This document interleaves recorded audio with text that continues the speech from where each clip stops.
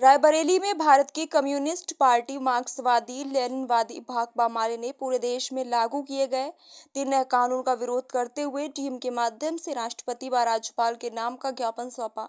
सोमवार को कलेक्टर परिसर में जिलाधिकारी कार्यालय के सामने भारत की कम्युनिस्ट पार्टी मार्क्सवादी लेनिनवादी के पास किए गए तीनों नए कानून का विरोध किया और जमकर नारेबाजी भी की है। पार्टी के पदाधिकारी विजय विद्रोही ने बताया कि मोदी सरकार लगातार किसानों के प्रति हमेशा से उदासीन रही है और यही तीनों नए कानून पास करके पुलिस को एक छात्र राज दे दिया है।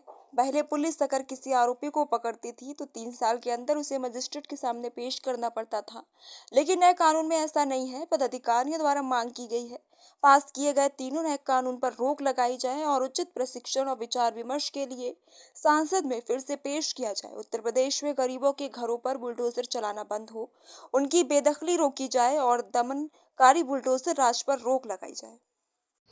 परिचय दे दें अपना। मैं विजय विद्रोही कम्युनिस्ट पार्टी माले की जिला कमेटी का सदस्य हूँ। किस बात को लेकर धरना? आज जो है पूरे देश में जो प्रचलित आपराधिक कानून थे, 3 कानून थे, साक्ष्य अधिनियम,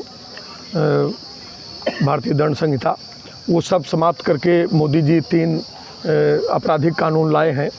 और उन कानूनों में एक ख़ास विशेषता ये है कि पहले रिमांड के लिए 24 घंटे के अंदर पुलिस किसी भी अभियुक्त को, मुजरिम को गिरफ्तार करने के बाद किसी मजिस्ट्रेट के सामने पेश करती थी। अभी उनको ये अधिकार इस कानून के तहत दे दिया गया है कि वो 30 दिन तक उसको पुलिस अभिरक्षा में रख सकते हैं और किसी मजिस्ट्रेट के सामने पेश करने की कोई ज़रूरत उनको नहीं है। ये किसी मजिस्ट्रेट ने कोई जमानत दे दी है, पुलिस जब चाहेगी उसको फिर गिरफ्तार करेगी और मजिस्ट्रेट के यहाँ एक आवेदन सिर्फ करेगी और उसकी जमानत रद्द हो जाएगी। इस तरह से पुलिस राज स्थापित करने की एक साजिश है। धारा 152 एक भारतीय न्याय दंड संहिता में लाए हैं, जिसके तहत राज्य के खिलाफ अगर लगे कि राज्य के खिलाफ, यानी अभी तक देश के खिलाफ किसी तरह का अगर कोई अपराध होता था तो वो देशद्रोह के मुकदमे चलते थे और उसमें आजीवन कारावास, मृत्युदंड की सज़ा का प्रावधान था। अभी राज्य के खिलाफ अगर आप प्रतीत हो कि मुकदमा लिख दिया जाए धारा 152 के तहत तो आजीवन कारावास तक का प्रावधान हो गया है। इसी तरह 7 वर्ष की सज़ा का जो मामला है, जिसमें SC/ST एक्ट है, जिसमें हमारा जो है ये महिला उत्पीड़न की घटनाएं हैं, यौन हिंसा का सवाल है, छेड़छाड़ का मसला है, घरों में घुस के मारने का मसला है, 325 हड्डी तोड़ डालो, पीठ तोड़ डालो, गर्दन तोड़ डालो, जिस तरह से चाहो मारो। दरोगा जी को ये अधिकार दे दिया गया है, थानेदार को, कि वो आपका एप्लीकेशन 6 महीने तक रखे रह सकता है और वो जांच करेगा। उसे उचित लगेगा कि मुकदमा लिखा जाए तो लिखा जाएगा, नहीं लिखा जाए। इस तरह से गरीबों को एक तरह से कुचल देने के लिए और सामंती ताकतों को रास्ता दे देने के लिए एक पूरा नया विधान बनाया जा रहा है और हम लोग आज इस विधान के खिलाफ पूरे देश में प्रदर्शन कर रहे हैं कि इस विधान को तत्काल वापस लिया जाए। गौरतलब है कि ये कानून उस समय संसद में पारित कराया गया जब 56 सांसद राज्यसभा से और 104 सांसद लोकसभा से निलंबित कर दिए गए थे। तब चोरी छुपे इस कानून को मोदी सरकार ने पास करा करके जनता पर एक काले कानून थोप दिए। नंबर 1। नंबर 2, उत्तर प्रदेश के अंदर बुलडोजर राज अभी जारी है।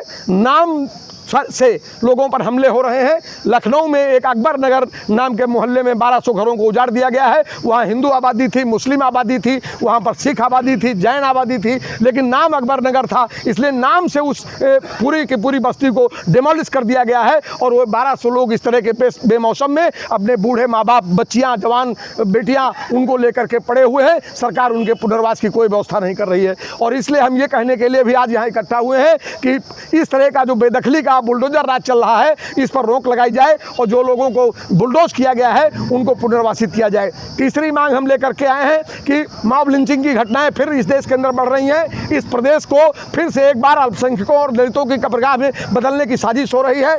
अलीगढ़ में एक जो है नौजवान को चोर कह करके पीट कर मार डाला गया। वहीं अलीगढ़ में दूसरी ओर एक दलित की आंखें निकाल ली गई। हम इसके लिए भी आए हैं कि मॉब लिंचिंग की घटनाएं जो हो रही हैं इन पर अंकुश लगाया जाए और इसके लिए सक्षम और प्रभावी कदम उठाए जाएं। एक चौथी बात बहुत महत्वपूर्ण मैं कहना चाहता हूं कि पूरे प्रदेश के अंदर जीविका मिशन के नाम पर समूह बनाए गए और प्राइवेट और निजी कंपनियां और ये जीविका मिशन सरकारी कंपनियों ने कर्ज का ऐसा मकड़जाल पूरे प्रदेश में महिलाओं में डाल दिया है कि निम्न और मध्यम वर्गीय महिलाएं पूरी तरह से ये महाजनी ब्याज की व्यवस्था में ग्रसित है। हजारों परिवार, लाखों परिवार आत्महत्या के कगार पर खड़े हैं। ये माइक्रो फाइनेंस माफ़ किए जाएँ। अगर अडानी का 16 लाख करोड़ माफ़ हो सकता है तो 10,000 हमारी इन बहनों का, माओं का भी माफ़ होना चाहिए। ये चौथी मांग लेकर के हम लोग आज यहाँ इकट्ठा हुए।